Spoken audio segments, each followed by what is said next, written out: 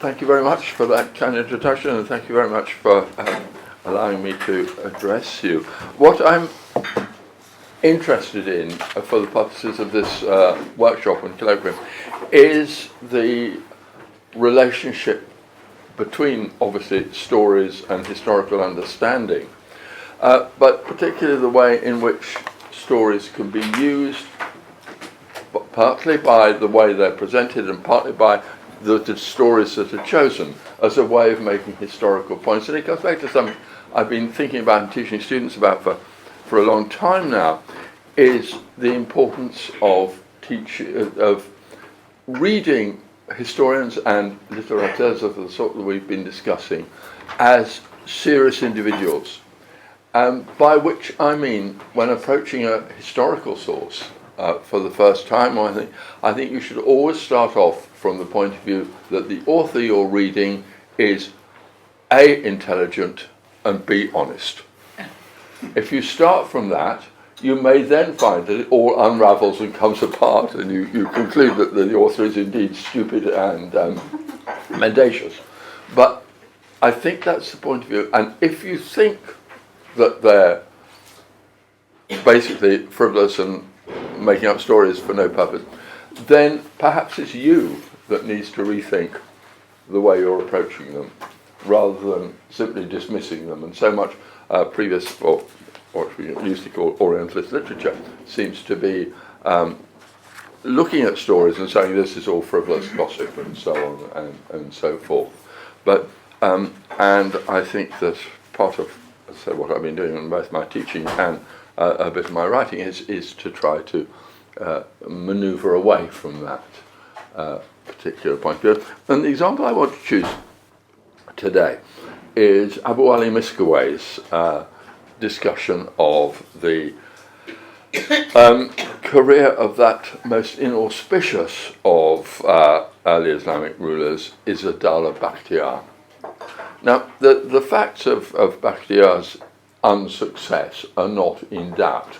He inherited the rulership in a way of Iraq and from his father, Mu'izz al-Dawla, the first generation of Buyid rulers of Baghdad. But his reign was terminated by his cousin, the famous and much lauded al-Dawla, who came and basically invaded Iraq and in the end put his cousin to death. The track record is unequivocal. His reign was a failure. What interests me is in what particular ways this failure is dissected, this failure is elaborated by Abu Ali Miskawayh.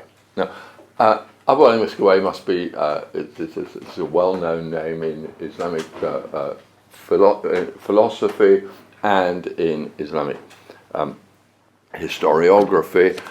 He died in 1030, but his great historical work, the Tajarib al-Umam, finishes with the death of al-Dawla some 40 years before his own death. And it's rather puzzling, why didn't he carry it on, and so on and so forth.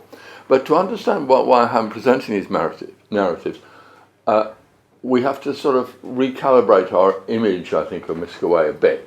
He is the great historian.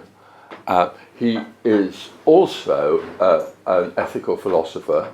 His Ṭabaqāt-i is a well-known treatise on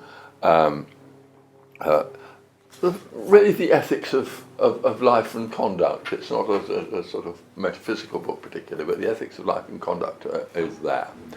And he's also known from his correspondence with Abu Hayyan Tawhidi and so on, which has recently been translated into English and so on, again about philosophical works. But from a historian's point of view, both the Tahdhib and his, the Tahdhib al-Akhlaq is a rather frustrating book. He talks a lot about rules of good conduct and so on, but he never mentions any names or examples. And so you think, yes, that's very nice, you should be honest, you should be straightforward, and blah, blah, blah. Sorry, that sounds a bit dismissive, doesn't it? So I wasn't going to be dismissive of that. But you know, these sort of ethical principles and so on. But you don't get specific examples. And I think the Akhlaq should be read alongside the Tajarib Ulama, in which he gives examples, and the points that he makes and the points that he teases out of his narratives in the Tajarib relate directly to the principles that he adumbrates in the Akhlaq. Now, what the relationship between these two works is quite obscure as far as I know. We don't know enough of his life. Did the Akhlaq come before the Tajarib al-Ulama, or is it the Akhlaq, the ethics book, an attempt to, as it were, condense the lessons that he sees in reading the Tajarib, that he found out? A bit like Ibn Khaldun's Muqaddimah, what is the relationship between Muqaddimah and the evidence he presents in the Kitab al-Ibar. Anyway, the other thing about makes Miskawayh an interesting figure from the historian's point of view is that he's an active participant in the events of the unfortunate reign of Azad Bakhtiyār. He was an administrator in the service of al-Dawla at the time when he conquered Iraq. He must have seen the interactions between the two cousins. He seems to be an eyewitness of the death of ʿIzz at his cousin's hands. He's an active participant, and he's a bit more than that too, because he was a financial administrator. He details his role as collecting money and tribute basically from defeated rebels in the north of the Syrian Jazeera, and going around and trying to organise things. At one rather telling point, his master al-Dawla had made an Aman agreement with somebody who surrendered his castle and was determined to execute this man. Despite the Aman agreement, Miskawayh explains how he tried to remonstrate with his master and say, you can't do this, Amans are really important, you have to respect this and so on. And al-Dawla just says, oh well, he invents an excuse for, oh, it wasn't really about that, that sort of stuff. But it suggests that he, by his own account, he was trying to put some of his ethical values into action, but he was an active participant in al-Dawla's and the second point about Abu Ali's present role as a commentator is that he was a Khatib, and he was brought up in the Kitaba traditions of the Abbasid Caliphate, and he respected them very much. And this is something that relates to this whole business about the preservation, I think, of the Barmakid image. That a lot of these things were, a lot of these collections were made when people like the elder Ibn al-Amid was vizier to the Buyids, and the elder Ibn al-Amid is for Miskawayh the perfect bureaucrat, embodying all the best traditions of Abbasi Kitaba and the Abbasi Kutab. And I think that's the sort of social environment in which the memory of the Barmakids was perhaps cherished as an example. And the disdain for the jumped up and dishonest administrators he saw around him, absolutely. And I was reminded of that bit where Ali ibn Isa al-Jarrah, the good vizier and so on, he's in some dispute with generation. Before, of course, he's in some dispute with somebody, and he says, Ana katib, ana lastu bil amil. I'm a katib, I'm not a tax collector. And the voice of his scorn echoes down through the ages. This pride of the Abbasi Kutab in their status. And one thing that these narratives that he's choosing about Bakhtiyār went wrong because he didn't rely on the old Kutab. He relied on all sorts of jumped up nobodies from villages nobody's ever heard of and so on. There's a lot of this going on. So what we have at one stage in these narratives is a cogent explanation of why Bakhtiyār was had such a miserable and unfortunate fate, but also the reasons why he is to be disapproved of. And the beginning of his narrative starts off with the way he disregarded the advice of his father on his deathbed, Mirza al-Dawla, who hadn't been a very successful ruler, but at least didn't have to suffer his son's fate. And he is the way in which he dismisses and disregards the advice of the old Qutab. And he turns to other people. Now, what's interesting of these other people was a man called Ibn Bakhtiyār. Ibn Bakhtiyār started work as a minor tax gatherer, a minor tax farmer, and works his way into the Mirza al-Dawla's kitchen, and then becomes the chief cook and so on of Bakhtiyār, and becomes in turn the chief confidant. Of course, being the chief cook gave you a lot of financial power because you were procuring food and luxuries and so on and so forth. But above all, it gave you Königsnähe, it gave you proximity to the ruler in a very intimate way, which the bureaucrats didn't have. And of course, Abu Ali Miskawayh was fiercely critical of this. Here was this man whose skills were in kitchen procurement, suddenly given the role of vizier without any of the training or any of the education which people had. And we must sort of register this this prejudice, I think. And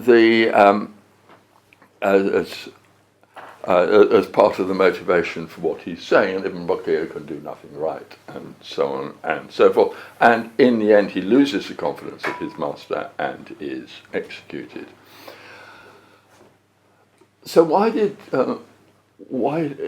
Bakhtiyār, did he promote Ibn Bakhtiyār when he seems to have been, by his own admission, Ibn Bakhtiyār's own admission, it is incompetent for the work?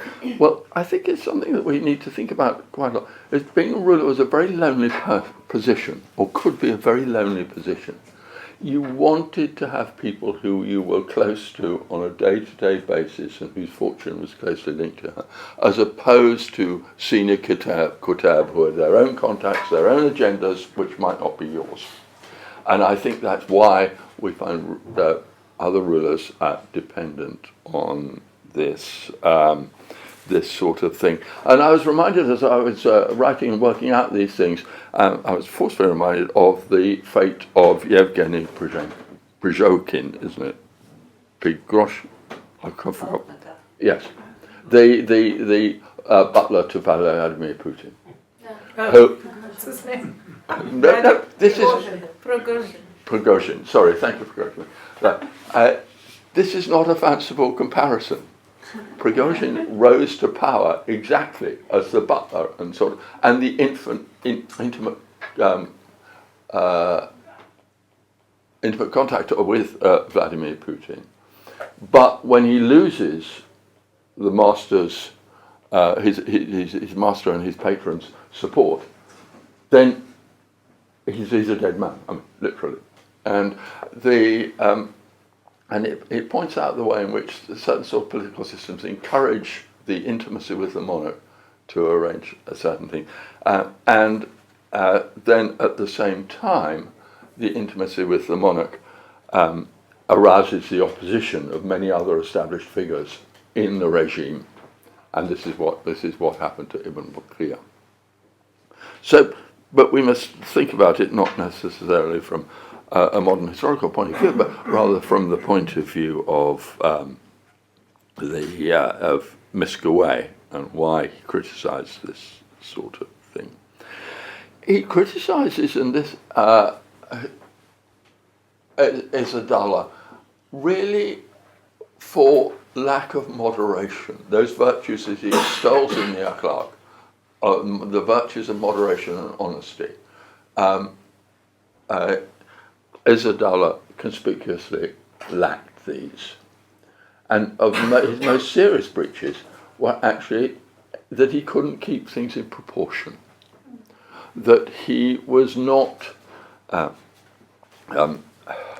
he had no sense of the importance and reality of different things. And so, what did he do wrong? Well, firstly, his enthusiasm for hunting. Now, this is this was not an evil thing to do in terms of being a medieval monarch. In fact, everyone went hunting. Some of them got killed going hunting, but all of them went hunting in one way or another. It's an expression right from perhaps a Sasanian royal inheritance of the king as a mighty hunter and so on is very much part of the royal image. But it wasn't that he hunted. It was that he took his hunting to immoderation. There's examples are produced here. The city of Basra, which was always a bit sort of restless under Buyid rule, he determined to re-establish his authority there, and according to Miskawayh, he went down, he deposed the governor of Basra. But he soon found that his falcons couldn't fly properly amidst the palm trees of the headwaters of the Gulf. So he abandoned the project and went back further upstream to Arezou, where the hunting was much better and so on. And the whole idea of re-establishing control over Basra just fell by the wayside. Now, what the historical truth of this is not, it's impossible to determine.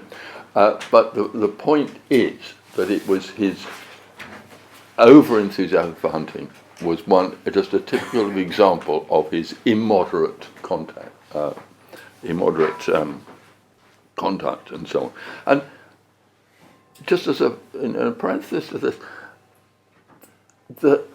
in this discussion there is no suggestion or comment on Bakhtiyār being a bad Muslim. Now you would imagine that one thing that people would the basic attack on rulers and so on was they're not proper Muslims and so on. There's nothing of that in Miskawayh. He doesn't mention it, which you'd think it would be an obvious sort of line of ammunition. It's his over-enthusiasm for hunting, his complete failure in warfare here, which is, again, documented, but in other historical records, we know this reflects a reality. But at the same time, Miskawayh chooses to elaborate on his failure, and he draws a comparison between his hero and employer, al-Dawla, and his organised and successful campaigns against the Baluch in Makran and so on, Afghanistan and so on, at one stage, and ʿIzz-ad-Dawla's failure to organise a proper campaign against the rebels in the marshes, his chaotic army, who are individually brave and wanting to show off, but his complete failure to handle military discipline, or indeed to pay the soldiers on a regular basis. Again, the contrast of efficiency with completely general failure on the part of Bakhtiyār, and those are when they, for example, when they are al-Dawla and Bakhtiyār fighting on the same side against the Turks of Baghdad. This is a long and complicated story which we don't need to get into at the moment. ʿIzz-ad-Dawla's troops, despite al-Dawla's warnings, they allowed themselves to be lured on by the Turks and then attacked with disastrous results. After the fighting, he, al-Dawla, advanced in unbroken order. When they come close to the body of the Turks, he charged. The Turks were unable to hold their ground. Some of them deserted, and the sword was given full play with the rest. The contrast to the army. Brave and indisciplined on the one hand, organised and methodical, if you like. Miskawayh is making 2 points here. He's making a point, obviously, about Bakhtiyār's incompetence. He's also making the point about military discipline and control by the rulers over how the army fights and so on. It's all part of his, I think, interesting agenda.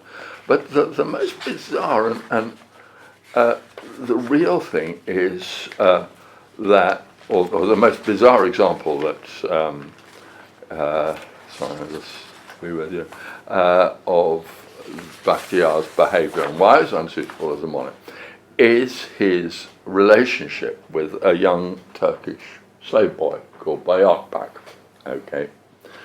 Now, Ṭabaqāt-i had been serving in his armies and had been captured by al-Dawla's troops. And this had a terrible effect on Bakhtiyār, and this is how he said. Bakhtiyār had never shown any great affection for him before, but now he went mad over his loss. Unheard of grief seized him in consequence. He would neither eat nor sleep. He could not rest or sit still. He could do nothing but groan and lament, and decline to receive anybody, as he wished to weep undisturbed. He grew weary, and the army was with the army and was nauseated by their presence. He abandoned public business and declared that he felt the loss of this land more than the loss of his kingdom and fortune. When his vizier, secretaries and officers got access to him for some important business, he interrupted them with complaints of what had befallen him and the revelation of his sentiments. His whole time and that of his audience was taken up by this, to his mind, so mighty a matter, the exclusion of all else. He refused to seat himself on the throne or repose on cushions or the like. He rendered himself contemptible and lost all respect, but that did not trouble him. And eventually the boy is returned in exchange for two wonderful singing girls who were the best musicians at their times and so on. There are a number of points to be made about this, and the fact that this is a same-sex relationship, it's rather use of the word homosexuality is not really appropriate, but the fact that the object of his affections was a boy is never a subject of criticism. This was considered completely natural, and I fell to thinking in the way you do when you're supposed to be thinking about something else. When do caliphs and others stop writing love poems to women? And I think that probably Mongol is the last example of this, but I could be wrong. And then by this period, when they do write love poems, they're always to males. Now, I don't know whether this is true, but it's just something that I thought was something that floated into my mind. But the real point is not that this is a same-sex relationship, but that it's an immoderate relationship, that he loses self-control, that he can't see anything in perspective at all. And this is the heart of his failure. It's not as I say, it's not a failure of piety. It's not a failure of individual courage even. It's a failure of those virtues that Miskawayh extolled in the akhlaq, the virtues of self-control and keeping things in proportion. But also the second part of Miskawayh's platform here, if you like. The stories are chosen to illustrate the folly of not listening to the kutab and starting listening to kitchen boys. These are the morals that he's trying to do.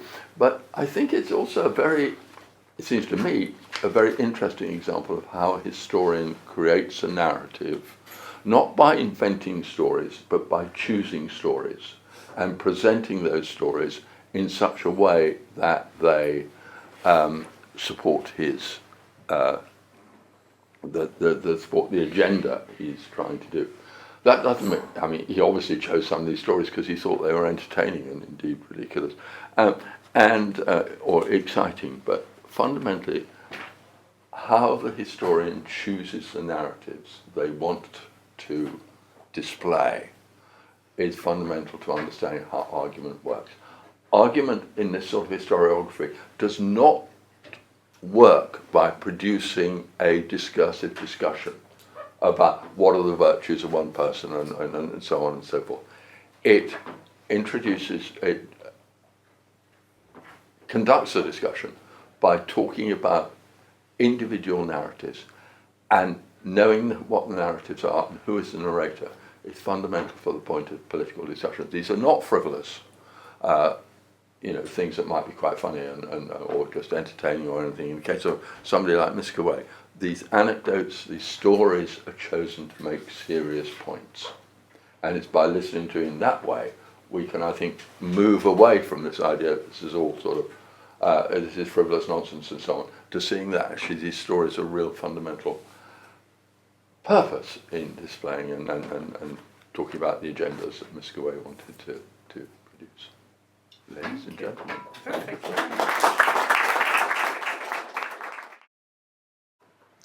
Thank you so much, Arezou, for having me today. So I will focus on the last of the Ṭabaqāt in Jūzjānī, Ṭabaqāt-i Nāṣirī, which deals with the eruption of the infidels, that is, the Mongols.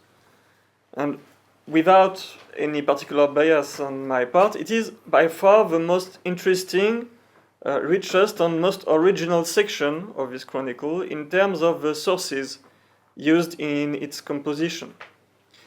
Jūzjānī, writing in the 1260s at the court of the Delhi Sultanate, after fleeing the Mongol conquest of Afghanistan, adopts a resolutely anti-Mongol stance.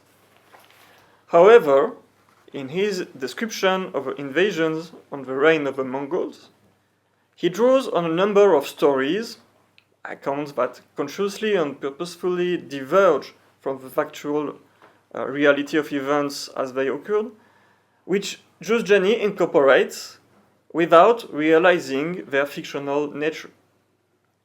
These stories were undoubtedly passed down to him from Mongol interlocutors or some people connected to the Mongols. It is possible to identify these accounts as distinct stories precisely because the relevant passages in Jūzjānī's Ṭabaqāt-i Nāṣirī can be connected to other more or less contemporary texts, revealing the circulation of these stories, or at least of certain motifs across Mongol Eurasia. I will try to demonstrate that this circulation was far from accidental. I will focus on two stories, or rather two series of stories recounted by Jūzjānī, and demonstrate how they are linked to other narratives while also connecting with each other, ultimately tracing back to Mongol sources. I will also seek to highlight what these stories reveal about how the Mongol rulers staged and legitimized their power. I'm going to project them on several slides that you won't have time to read, so you'll mainly have to trust me on the other content.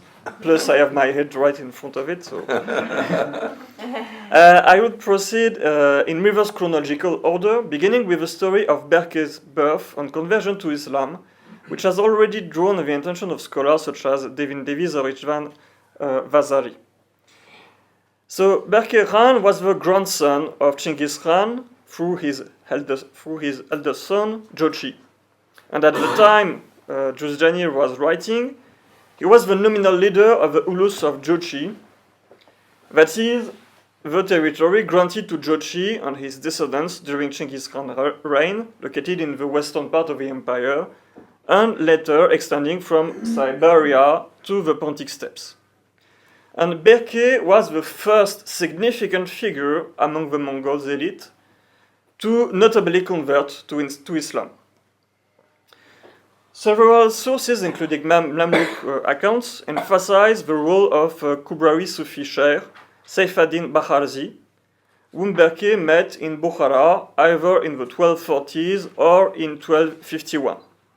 And Jūzjānī himself echoes this tradition by placing it in the words of Berger's cousin, Hugh, when he addresses the envoys of the Abbasid Caliph. But at the same time, Jūzjānī recounts a completely different story, attributing Berger's Muslim faith to his father, Jochi.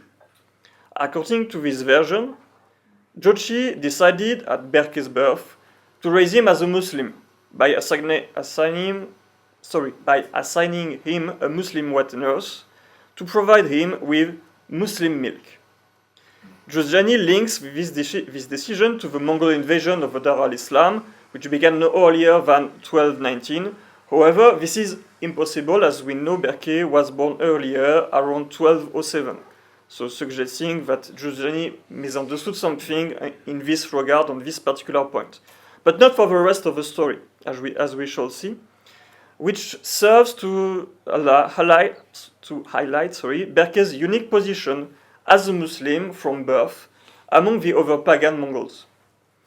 Jūzjānī considers this story so significant that he tells it twice, once in the section devoted to Jochi and again in the section specifically about Berger. In the latter, he provides more details about the religious education Berger received, emphasizing his impeccable Islamic upbringing. And Jūzjānī also reconciles the two traditions, the conversion, so to speak, at birth, and the adult conversion in the hands of Sher Saifuddin Baharzi, by continuing the narrative stating that once Berger became influential, he traveled to Bukhara, so the Sher's city, to meet prominent ulama, so basically, in fact, Baharzi. The idea that there exists something as Muslim milk, with which a child must be nourished to become a Muslim in turn, this idea must have certainly resonated with the Turkic nomadic populations already converted to Islam, as they were among the subjects of the Ulus of Jochi, who, as we have just seen in the text that maybe you didn't have time to read, would have been placed under Berger's command inside the Ulus of Jochi. Indeed, this notion of a Muslim milk strongly echoes the story of Uruz Khan, a legendary and prototypical figure of a unifying steppe ruler who, in versions circulating within Muslim communities, was said to have been born a Muslim, or rather a proto-Muslim. Rashid ad-Din records the oldest version we have.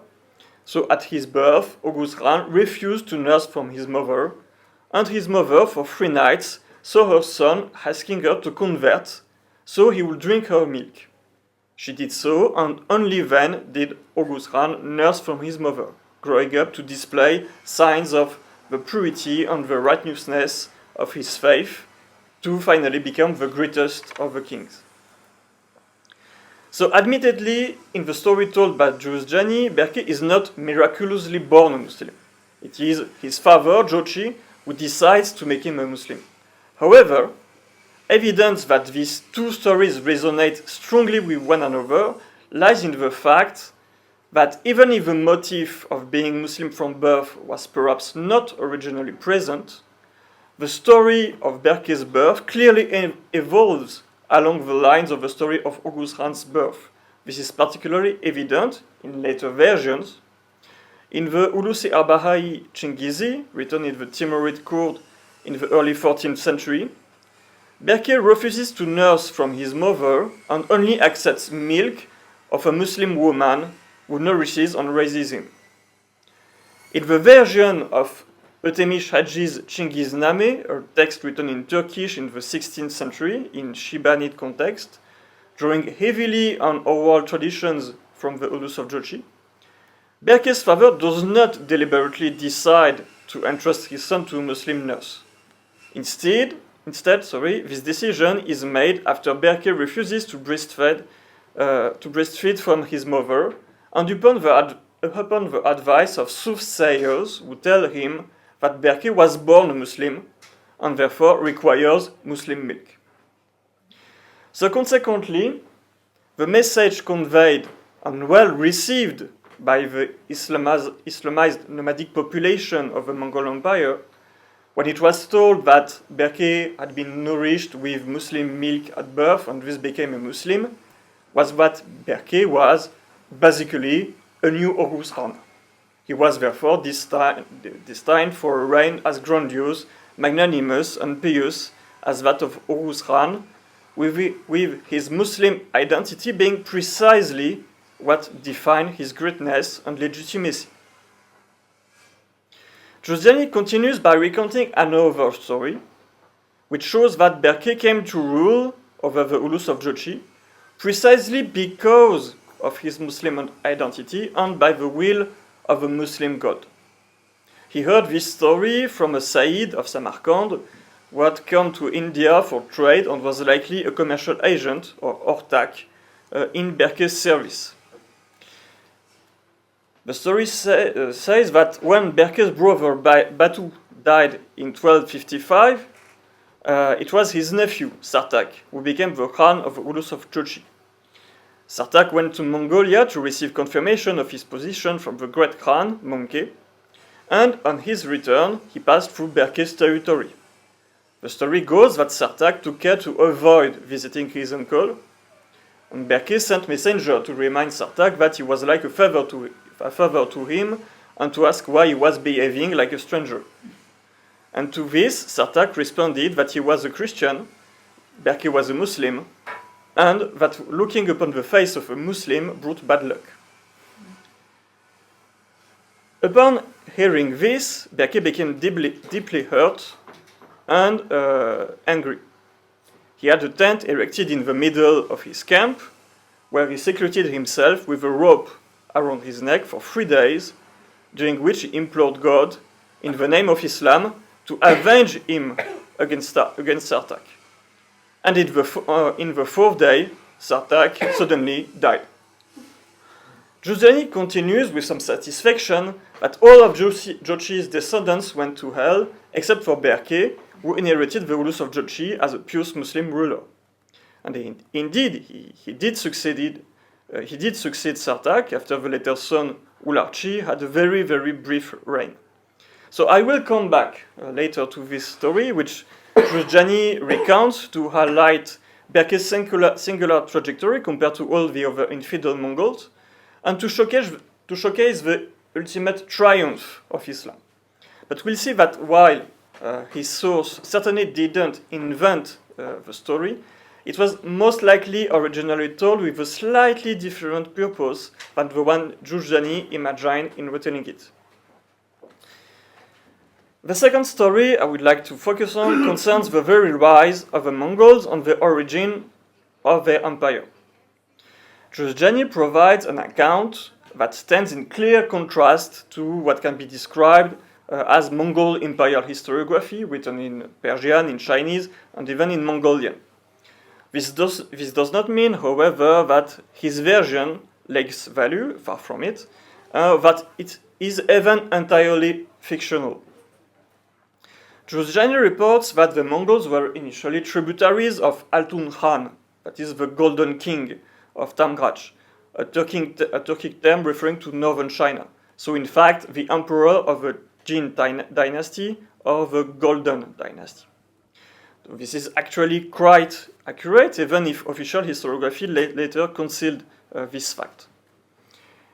Chinggis Khan, leading the Mongols, is said to have rebelled and suffered such a devastating defeat at the hands of Altun Khan's troops that only a few survived. These survivors found refuge in a remote and impenetrable area, a vast, fertile plain surrounded by mountains called Keluren. This name is recognized as a metaphysized form commonly used at the time of the Kerulen River, which, along with the Onan River, forms a basin that was indeed the primary residence of the original proper Mongols. And in this refuge, the Mongols regrouped, regained strength, and prepared their revenge against Altun Khan, who had stationed a gigantic army to guard the only pass leading to his territory. Chinggis Khan sent a Muslim named Jafar as a messenger. And Jafar, by the way, is a completely historical figure known as Jafar Khoja, a Sayyid and merchant who had early on entered the service of Chinggis Khan. And imprisoned by Altun Khan, Jafar managed to escape through a hidden path, which he revealed to Chinggis Khan. The Mongols then prepared to invade Tamgrach, and before doing so, undertook a collective 3-day ritual. And during this period, Chinggis Khan isolated himself in a tent with a rope around his neck, so this should ring a bell to you, while the rest of the group shouted Tengri, the name of a Turkic Mongol sky god. And on the morning of the 4th day, Chinggis Khan emerged from the tent, announcing that Tengri had granted him victory over Altun Khan. And then the Mongol army marched out the Keluren mountains, guided by Jafar along the secret path he had discovered. So this story bears a striking resemblance to the origin myth of the Mongols, as reported once again by Rashid ad-Din. According to the myth, the Mongols were crushed by neighboring enemies, and only 2 couples managed to escape the disaster. They found refuge in a remote and impenetrable location, a vast and fertile plain surrounded by impossible mountains, called Ergenekun. There the Mongols multiplied over the generations to the point where they sought to leave the Ergenekun, which had become too small for them. And they discovered an iron vein in a cliff, which they melted using 70 blacksmiths' bellows, creating a passage to the outside. This marks the origin of the aristocratic houses of the Mongols as they existed at the time of Chinggis Khan's rise. However, Jūzjānī is not reporting a distorted or misunderstood version of this etiological myth of the Mongol. This is simply not possible because the story he tells can be found almost identically in other texts that are necessarily independent from each other. For instance, it appears in the famous account of the Franciscan ambassador Plano Carpini, who wrote in the 1240s, and he recounts that the Mongols under Chinggis Khan were defeated by the army of the Emperor of Khitai, referring to the Emperor of northern China, who is clearly identifiable as Altun Khan. And the Mongols were so severely beaten that only 7 survivors remained. The Mongols then withdrew to their territory, regained strength, and launched a new attack. Similarly, the Armenian monk Aiton, writing in the early 14th century, describes a similar defeat, and more importantly, a ritual akin to that in Jūzjānī's account, although in Aiton's version it is reduced to a single night of prayer, and this ritual, in turn, opens a passage for the Mongols between the waters and the mountains that block them, so that they can go forth to conquer the wider world. So it is quite clear that all these stories share a common motive, with each other and with the Mongol original myth. I have created a comparative table to illustrate this. I actually wrote a whole article on this topic. And what this demonstrates is that within the Mongol Empire, a narrative was circulating that recounted the origins of the Mongol Empire by incorporating elements from the Mongol origin myth. In fact, it utilized the grammar of the etiological myth that was common across the whole steppe world through different periods. We find the same motifs among many others than the Mongols, like the Turks, the Arezou, the Kimek, and so on. And this story, as a code in Jūzjānī Ṭabaqāt-i Nāṣirī, aligns the founding of the Mongol Empire under the leadership of Chinggis Khan with the establishment of a new community, akin to the very birth of the Mongol people who emerged from the Ergenekun. The formation of this community in the original legend notably involves a metallurgical element, the melting of the iron vein. In the version of the myth, other than the one of Rashid ad-Din, it is a specific blacksmith who discovers the vein and devises a way to melt it. And by equating the creation of the empire with the very birth of the Mongol community, the subsequent story implicitly equates Chinggis Khan with the figure of this blacksmith, someone who not only facilitates his people's emergence towards a greater destiny, but also literally forges and welds the new political community together. This explains why, in many narratives outside of official historiography, such as in Aiton's account, but also in others, we read that Chinggis Khan was originally a blacksmith. By a fortunate coincidence, Chinggis Khan's personal name, Temujin, which contains the Turkic Mongol element Temur, meaning iron, furthermore signifies blacksmith, but the idea he was indeed a blacksmith goes far beyond this simple coincidence. We also know that among the Mongols there was an annual ritual related to metallurgy, led by the Chinggizid family, which involved hammering red-hot iron like blacksmiths. And this is reported by Rashid ad-Din and was still practiced in the time of Abu Qazi in the 17th century. And both authors describe it as a commemoration of the exit from the Ergenekon. Now, this metallurgical element is absent from the story reported by Jūzjānī. However, he interestingly writes that, a bit further in this text, that Chinggis Khan had certain strange peculiarities. For example, I quote, every few days he would fall into a trance, and during that unconsciousness, he would utter all sorts of things. It was such that, at the onset of that condition, that befell him, that the demon in control would inform him of conquests, and that goes on, that he was framed with demons, and so on. And that in this trance state, he would predict the future, his words were recorded, and they turned out to be true. And that he also practiced scapulomancy, typical of the steppes. All of this should of course be related to the 3-day ritual mentioned earlier in the story, at the end of which Chinggis Khan announces that Tengri had revealed his victory to him, and this description of Chinggis Khan fits precisely that of a shaman. Just 1 minute? Okay. Do you have a different number? Yeah, I thought I have 4 minutes. 4 still. So the shaman and the blacksmith are intimately connected figures in the world of the steppe. Like the shaman, the blacksmith, through his mastery of iron and fire, is endowed with supernatural powers and is linked to the spirit world.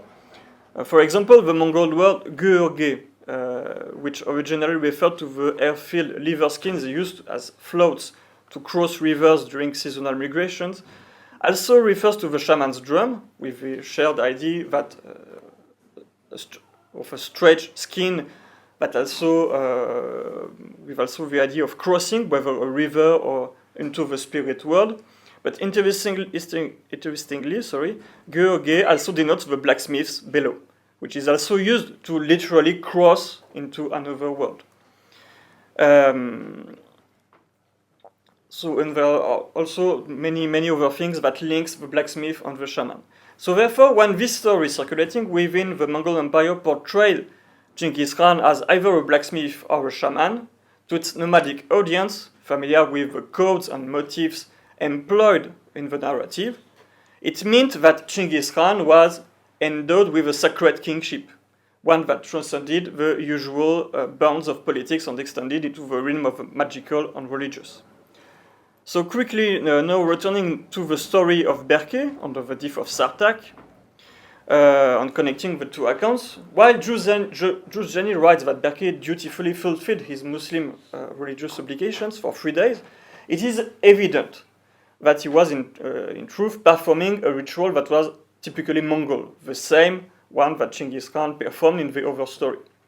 And just as you noted the similarity of this motif between the two narratives when I shared them with you, so too this would have immediately resonated with not only the Muslim nomadic population, but with all the nomads of the empire. Hearing the story of Berger successfully performing the same Mongol ritual as Chinggis Khan, they would have clearly understood that Berger, although Muslim, enjoyed the same divine connection as his grandfather, and was therefore, even as a Muslim, his worthy and legitimate heir. So, in conclusion, these two stories echoed by Jūzjānī are indeed fictional, yet they are based on historical realities. Berger did convert to Islam. The story of the Mongols of Chinggis Khan is based on an actual defeat he suffered at the hands of his former suzerain and protector, Ong Khan. However, the story reframes this historical episode through the lens of the foundational myth of the steppes, imbuing the rise of the Mongol Empire with the dimension of a new genesis and presenting Genghis Khan as a sacred ruler. And Berger's stories mirrors similar motifs to portray him as both a reiteration of the great nomadic king, victorious and potentially Muslim, or Hugh Khan, while simultaneously embedding him firmly within the legacy of Genghis Khan. So these stories circulated alongside the official historiography of the Mongol Empire. However, while they too originated from the circles of power, they were not intended solely for the elite, but rather for the broader masses of subjects. And contrary to proper historiography, where we reframes history through symbolic themes and motifs. And they serve basically as propaganda designed to secure the population's allegiance to the Mongol Empire and its ruler. Something that Jūzjānī, when he heard them from travelers, merchants crossing the borders of the empire, perhaps even from Mongols envoys and prisoners or deserters, didn't really understood. When he reproduced them without recognizing their underlying purpose and deeper nature as stories with profound connections to the symbolic repertoire of the steppe world. Thank you very much.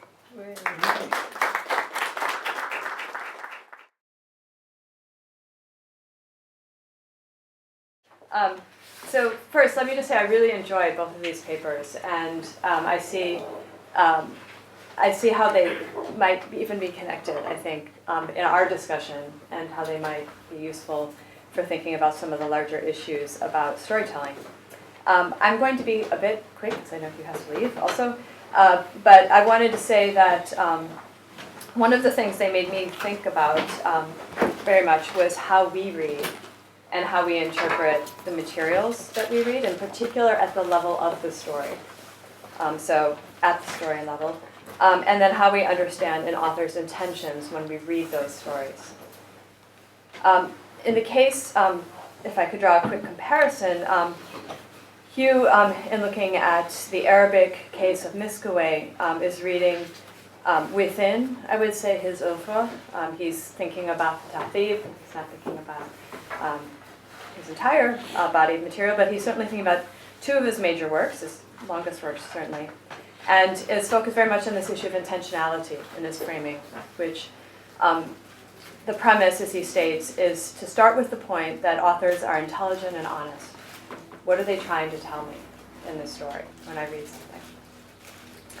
something? In the case of Simon, he's reading within historiography in the Mongol period very comparatively and broadly, so as to understand what it is that he has when he's reading this particular story. And this is, in a sense, as he comes to the end, I think, to try to understand the narrative context. But I think he's finding, and it's more clear, I think, in the written paper, in fact, a certain lack of intentionality, or a lack of awareness, at least, of Jūzjānī in the way he's absorbing the materials in which he's using. Both in the main, I would say, are persuasive ways of dealing with a story as we work and look at them and find them. I think I would raise, though, a question maybe for both of these in the time that I have. First, and most importantly for both, how do we read within a work as a whole? So we're talking about the level of the story, but the story doesn't live, outside of the work. So what is the work and what is the story doing within the work, I think, is a question. I could have that slide, if that's possible. And I think what I say actually helps both of them maybe make a point. Is that the first slide? Yeah, okay. So this is, could you show the other one first? Sorry. Actually, let's go back to the first one, sorry. Okay, so this is a visualization, and you can have this for any book at all that exists in Arabic that's in the corpus we have of 8,600 books. So this is a bit of a sell. But let me just explain to you what it's showing us. As we know, Margolioth only dealt with the last part, right, of Miskawayh's work, the Tajarab. This is the entirety of the Tajarab, as if rolled out on this axis, and this is time. Every dot represents a case of alignment or reuse between the Tajarab and another work. if you have a long line like this, you have a case where piece by piece by piece by piece by piece by piece by piece of the Tajarab has been aligned to another work, and in this case, that's Tabari's history. So what you can see is he's taken very carefully, right, from Tabari's history. And this is a point that, in fact, Margoliev makes when he says, you know, we only care about the last parts of the Tajarab. But it's not the whole story, so can you go to the next slide? And this is the question, this is where Hugh, I think, comes in. This is Tabari's history. And this is a different view then. This is looking at what Tabari's doing and what is reused with him. You know, what all in the tradition, every dot represents a case where another author has a passage that aligns to Tabari's passage. Bear with me. This is then the Tajarab. So Tabari, of course, dies before. So you have here a case where this is a gap.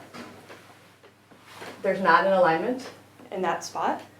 The Sira. This is all Sira material that's heavily reused across the whole written tradition. There's also new Iranian material in Miskawayh. And then you have the question of what is the point, you know, of what Miskawayh is doing. You can take that down now.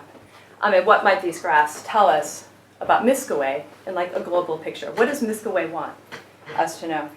And to me, what's interesting is that the second part, the later part, is so unparalleled across the tradition. There's so little alignment, you know, with any bit, that he's obviously, as known, like creating the stories from other material, but not without any evidence, you know, very much evidence. And I would ask the question is, what is it, like, about the entirety? How do you read the entirety of the Tajarab, like, knowing that relationship with Tabari? So that's a question. I'm sorry I had to go through that graph, but please just bear with that. That's the last graph. Next, for Simon, the story you tell is in a 23-volume work, right? I think there's 23 volumes to Jūzjānī. It's the last Ṭabaqāt, but yeah, like, the work itself is quite large. We don't have a graph, you know, in this case. So my question is simply, you said it's the most interesting and there's quite a lot of emotional energy invested in it, but what do you think of the entirety of the work? And how do you understand where this fits? You know, what is it that motivates the writing? I mean, maybe in the case of Miskawayh, we can talk about the Iranian material, his disinterest in the Sira, at least. And we can speak about what he all adds in the terms of history up to his own day. In your case, like, can you tell the story of this work? And I say this because how invested is an author? I think Tabari's not very invested in a lot of actually what goes into the history, judging by the reuse that we can see. Specifically, Ibn Abi Tahir. So there's the issue of the period of the Abbasids, and particularly from Baghdad onwards. But what is the investment? So that's my large meta question for you both. Some just very quick specific. Hugh, do you have a special advisor kind of position assigned to Miskawayh that would parallel the Putin comparison you did for ʿIzz al-Dawla? Yeah, I think that maybe I'll leave there. With Simone, I'm interested in the language question, which you've dealt with a bit. And you mentioned the Armenian comparison, and you've also mentioned the Hayton text. What is the universe of texts that you would use to compare your story? Like, if you had your ideal world linguistically, would you be looking to China? You know, would you understand that work, you know, by reading? What would you read in its entirety? And then, if you want to say anything, this is a large question, but what does it mean to talk about the same when you talk about a motif? Can you define that maybe more precisely?